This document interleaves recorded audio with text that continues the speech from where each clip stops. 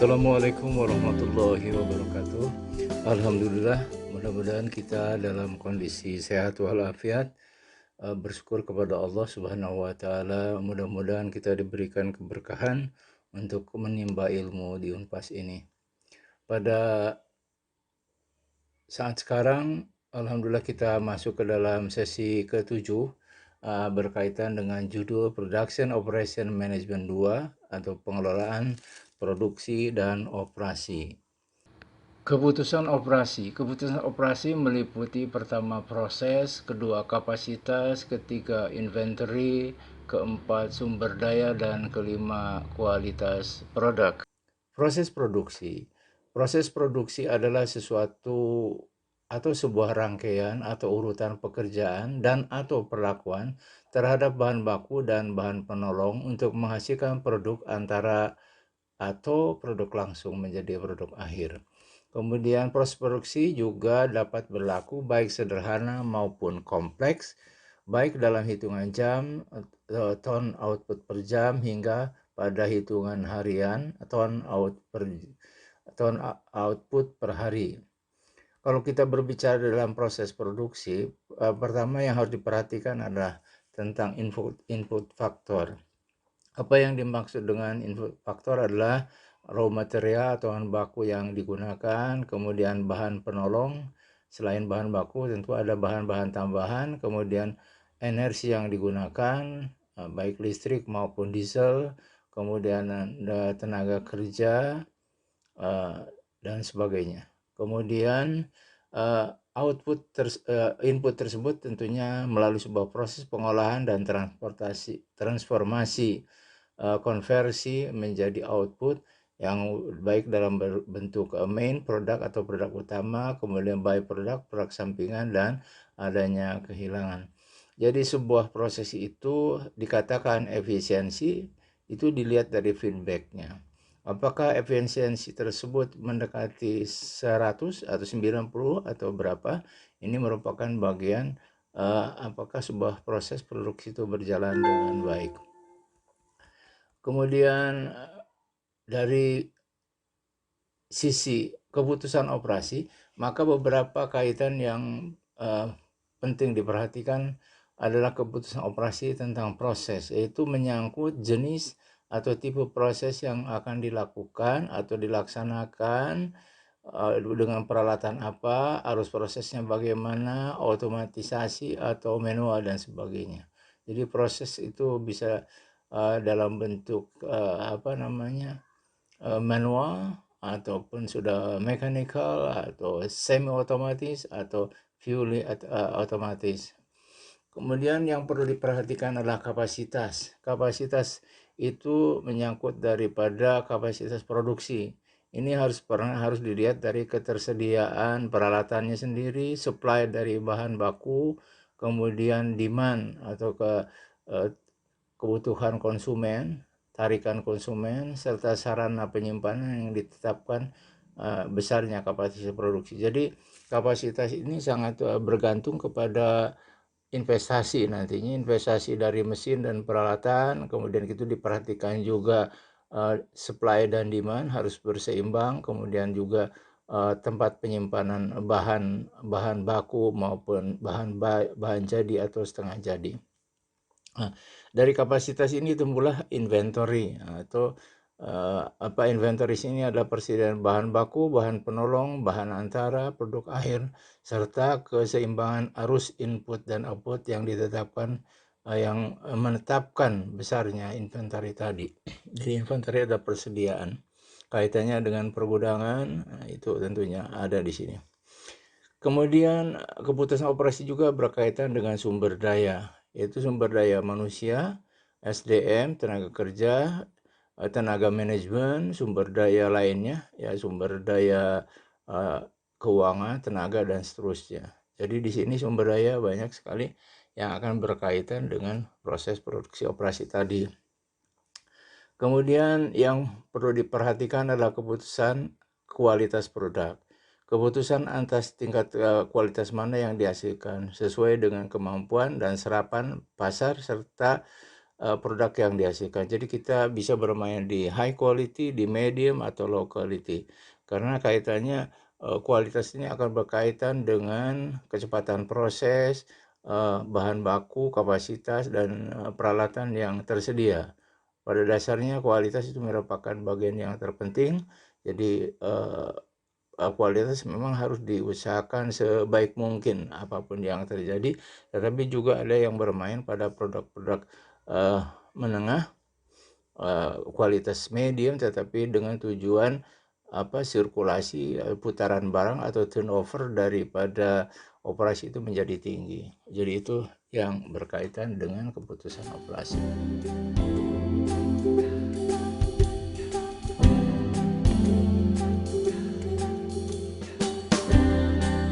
Kemudian apa yang disebut dengan aliran proses? Aliran proses ini ada 3 macam. Pertama disebut dengan continuous production, kedua disebut dengan job shop, ketiga disebut project. Continuous product adalah produksi yang berjalan terus dan berkesinambungan. Apabila terhenti pada satu sisi segmen, maka proses akan berhenti sebagian atau seluruhnya. Yang kedua disebut dengan job shop, artinya proses produksi dalam kelompok dan kelompok-kelompok yang terputus. Kemudian ada yang disebut dengan project, adalah proses produksi yang dapat menghubungkan antara proses produksi satu dengan lainnya dalam sebuah rancangan atau pesanan khusus. Ini contoh kaitannya dengan proses continuous production itu seperti ini. Jadi di sini start, kemudian di sini jadi tidak ada yang putus. Jadi mulai dari awal produksi, kemudian menjadi pecah 1-2, kemudian bergabung lagi, maka ini disebut dengan continuous, tidak ada yang terputus dari produk dari awal hingga akhir. Sedangkan kalau kaitan dengan job shop itu adalah per kelompok. Ya ini ya, jadi ada di assemble. Ini khususnya ada di assemble. Jadi di sini kalau job shop ini contohnya adalah misalnya pembuat sepeda gitu. Ada sekelompok orang hanya membuat pelek dan ban, yang sebagian membuat stangnya, sebagian tempat duduk, sebagian spakbor dan seterusnya. Nanti diassemble, dirakit menjadi sebuah bentuk sepeda motor atau sepeda lainnya, itu dikaitan dengan job shop. Kemudian ada yang disebut dengan project. Jadi ini project biasanya dikerjakan dalam sebuah kelompok. Kelompok 1, kelompok 2, kelompok 3, kemudian sesuai dengan order. Jadi project itu project penelitian misalnya. Ada yang mengambil data, ada yang ke lapangan, kemudian ada yang menyusun laporan dan seterusnya, mengolah dan seterusnya. Maka menjadi sebuah project, itu disebut dengan bentukan. Kita ulang lagi. Ini bagan alir dari sebuah flow proses yang continuous ya. Ini bagan alir dari sebuah continuous production. Jadi tidak ada yang terputus di sini. Sebagai contoh, start proses 1 misalnya sini cleaning standardization daripada raw material, kemudian masuk ke dalam main byproduct dikeluarkan, main produknya masuk, kemudian dari main product menjadi output, kemudian masuk ke dalam proses 3, kemudian proses 2 yaitu cutting, grinding, kemudian proses 3-nya mixing, polishing, kemudian masuk ke grading atau proses 4, kemudian kalau masuk ke masuk ke dalam proses packaging dan stop. Sedangkan byproduct yang lain-lainnya ini dikumpulkan lagi, dan byproduct ini dipisah dan menjadi bentuk-bentuk yang lain. Itu dari sisi continuous production yang perlu di dalam sebuah proses. Nanti diharapkan Anda bisa membuat suatu flow proses dengan menggunakan flow charting ini seperti ini. Kemudian kita contoh lagi, ini juga sama.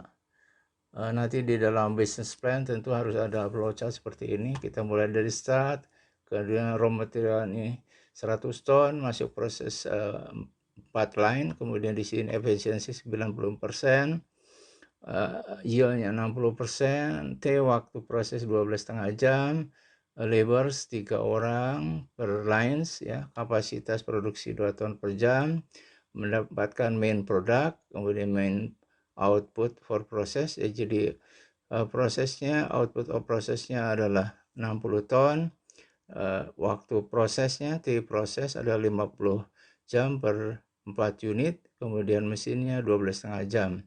Kemudian by produknya 35% dan lossisnya 5%. Jadi ini adalah kesimpulan dari tadi yang flow proses dari sisi keseimbangan atau neraca bahan. Nanti ketika dalam membuat bisnis plan, tentu saudara diminta untuk memasukkan angka-angka neraca bahan dari sebuah proses yang dilakukan. Kemudian ini contoh lagi bagaimana sebuah proses yang continuous di sini.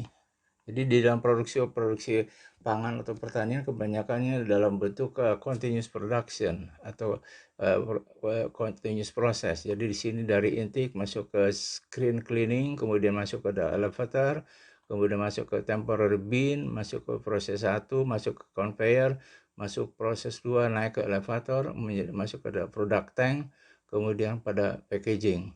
Ini sebuah contoh proses yang continuous dengan menggunakan alat-alat pengangkat seperti elevator untuk menaikkan dari bawah ke atas, kemudian juga ada conveyor untuk menggerakkan barang secara mendatar. Kemudian temporary bin ini sebenarnya mempunyai fungsi untuk sebagai reservoir atau untuk pemeratakan bahan. Jadi karena mesin itu kan ada namanya ton per jam, sehingga kapasitas mesin juga sangat ditentukan oleh input. Nah, temporary bins ini ditujukan untuk mengisi bahan baku, sehingga kalau kosong juga berbahaya, kalau berlebihan juga bisa ditahan pada temporary bins. Jadi ini adalah bentuk tangki-tangki penyimpanan, sedangkan product tank adalah tangki akhir dari bahan yang sudah diproses.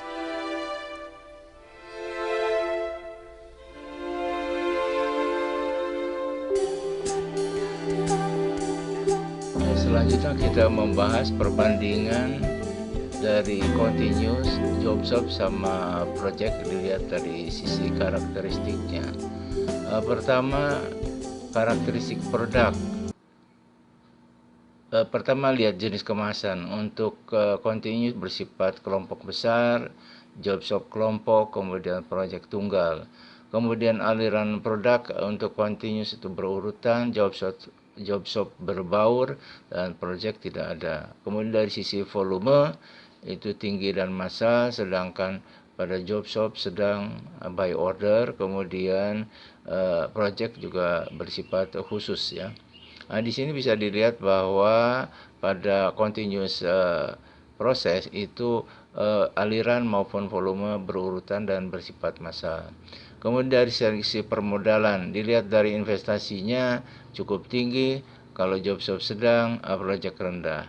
Dari sisi inventory, untuk continuous itu rendah, untuk job shop tinggi, sedangkan untuk project sedang. Dari sisi peralatan, kalau continuous itu mempunyai peralatan yang khusus, sedangkan job shop biasanya multi purpose, bisa digunakan untuk yang lainnya. Kemudian juga project itu menggunakan peralatan yang multi purpose. Kemudian masalah tenaga kerja. Tenaga kerja untuk continuous itu bersifat cukup rendah, sedangkan job shop memerlukan keterampilan tinggi, termasuk project memerlukan keterampilan yang tinggi. Kemudian dari segi jenis tugas, continuous bersifat rutin, jadi terus menerus seperti itu. Kemudian job shop bersifat tidak rutin, project bersifat tidak rutin.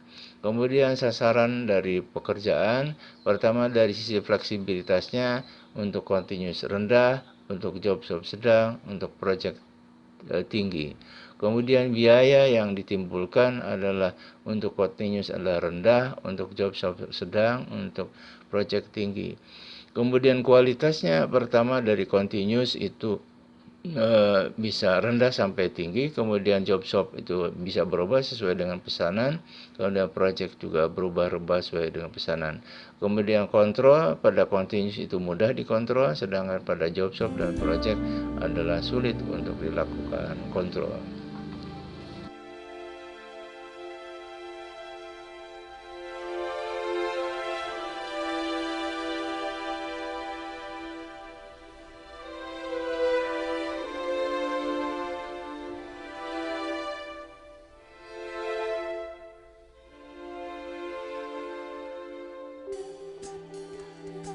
Kemudian di dalam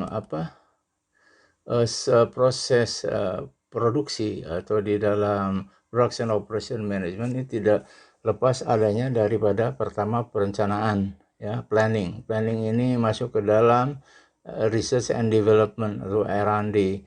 Kemudian setelah ada R&D ini kemudian masuk ke dalam proses apa yang dimaksud dengan pre-production, biasanya sampling dalam jumlah-jumlah kecil sebelum di launch ke pasar. Kemudian nanti setelah pre-production masuk ke trial and test, ya. Trial and test dipasarkan dalam skala terbatas. Nah, itu dilihat apakah konsumen menerima, accept atau tidak. Apabila sudah accepted, sudah diterima oleh konsumen, baru masuk ke dalam mass production, artinya jumlah produksi yang banyak secara besar-besaran, ya. Kemudian masuk ke dalam, selama proses itu ada namanya quality control. Quality control dari bahan-bahan, dari bahan maupun output yang dihasilkan, jadi produk akhir yang dihasilkan melalui proses quality control, ya. Kemudian untuk melihat kualitas dan seterusnya. Kemudian tentunya dilihat dari hasil quality control itu adanya perbaikan atau improvement dari sebuah proses masuk ke dalam planning lagi. Maka seluruhnya proses seperti berlingkar ini tujuan akhir adalah untuk membentuk brand image. Jadi image daripada produk kita. Jadi inilah yang penting karena citra dari sebuah perusahaan itu sangat ditentukan oleh kualitas, terutama selain harga dan sebagainya. Jadi kalau dari sisi production operation management, maka brand image itu biasanya pada sisi quality, ya, quality yang diterima oleh pasar atau konsumen.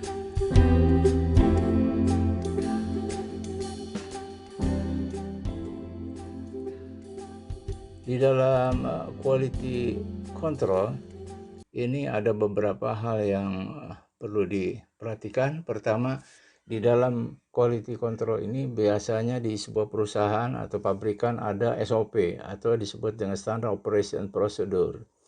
Nah, di dalam QC sendiri tentu semua produk atau produksi industri itu harus memenuhi pertama quality standar. Ada yang namanya standar nasional Indonesia SNI, tetapi setiap pabrikan mempunyai quality sheet, ya. Quality sheet ini ditentukan pertama ketika seseorang atau quality control itu melakukan sampling, maka pengambilan sampling secara representatif kemudian masuk ke dalam analisa fisika maupun biokimia nanti dicocokkan dengan quality sheet atau quality standar SNI-nya. Apabila yes, tentu itu tidak ada perbaikan. Jadi pertama analisa biokimia tersebut, kemudian apakah pertanyaan ini apakah sesuai dengan quality sheet. Nah, kalau masuk ke sesuai dengan quality sheet, masuk ke dalam sertifikat intern, maksudnya istilah daripada ini. Apabila dia no, makanya perlu perbaikan ini masuk ke dalam analisa kimia lagi, kemudian masuk apakah sesuai tidak dengan standar SNI. Kemudian tadi setelah disertifikasi atau lolos uji quality control masuk ke pemasaran, tentunya nanti dilihat dari image atau citra dari produk tersebut, bagaimana konsumen menerima atas produk tersebut. Kalau perbaikan ini tentunya menjadi laporan atau bahan daripada kajian pihak quality control manajemennya sendiri. Jadi disitulah yang berkaitan bahwa tujuan utama tetap bahwa konsumen ini sangat penting untuk kita perhatikan apakah diterima, satisfied, atau sangat disukai, sangat disenangi, atau memuaskan konsumen.